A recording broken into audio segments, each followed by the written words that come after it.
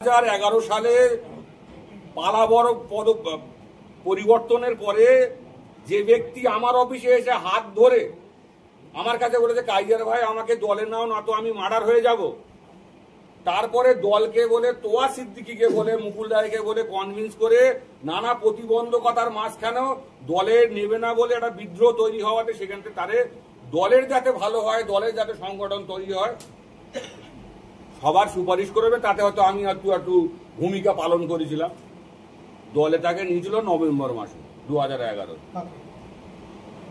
যে ব্যক্তি বর্তমানে ভাঙড়ের দায়িত্ব আছে, তো তার আজকের কার্যকলাপ মানে এমন একটা কার্যকলাপ, রাজনৈতিকভাবে নানান রকম মতানৈক্য থাকতে পারে, কিন্তু আমরা তো একই দল করি।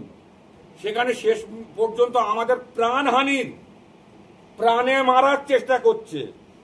ভাঙড়ের কত মানুষের লাশ নিলে ও শান্ত হবে তৃণমূল কংগ্রেস কর্মীদের?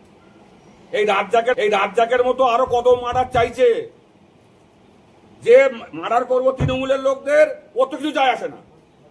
ওর না ঘর এখানে, না ওর বাড়ি এখানে, না ওর আত্মীয় আছে এখানে, ওর কে কিচ্ছু নেই, ওর কিচ্ছু যায় আসে না। ও ভাঙড়ের মানুষের লাশ নিয়ে হোলি খেলা করতে চাচ্ছে এবং বিরোধীদের নামে কেস চাপিয়ে তাদেরকে মিথ্যা কেসে জেলে পাঠাতে চাইছে। ভাঙড় খালি করে ও জিতে দলকে উপহার দেবে, দেখো আমি ভাঙড় উপহার দিছি। মানে ভাঙড় মানুষের কত আমার সাপোর্টে আছে। কয়েকটা চোটটা বাঁদর ছাড়া, তৃণমূলের তোলাবাস কয়েকটা চোটটা বাঁদর ছাড়া ওর সাথে সাধারণ মানুষ নেই। ভাঙড়ের মানুষের প্রকৃত বাসিন্দা হই, আমরা ভাঙড়ের মানুষ হই, এই লোকটার বিরুদ্ধে আমাদের জিহাদ জারি থাকবে আপ টু 2026 অব্দি। ওরে দেখে ছাড়া হবে, ওরে দেখে ছাড়া হবে।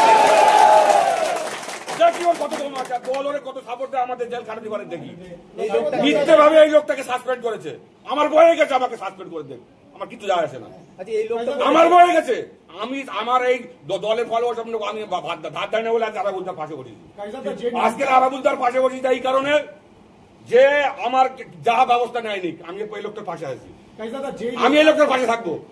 দেখি ও কত বড় দম আছে, ও কি করে ভাঙড়ে সাধারণ মানুষকে নিয়ে বলছে এই করবো সেই করে, তো করে দেখাক, করে দেখাক।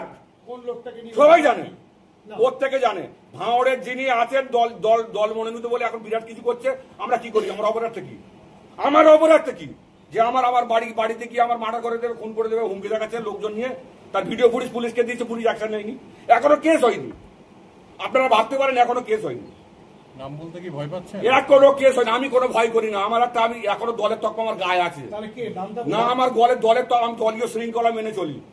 আমাকে উত্তেজিত করাবেন না, আমি দলীয় শৃঙ্খলা মেনে করে এখনো আমি সংযত রয়েছি যতটা পেরেছি। আমি ভাঙড়ের অবজারভার, কালচার নাম না বললেও আমি বলে দিচ্ছি যিনি ভাঙড়ের অবজারভার বলে দাবি করছেন।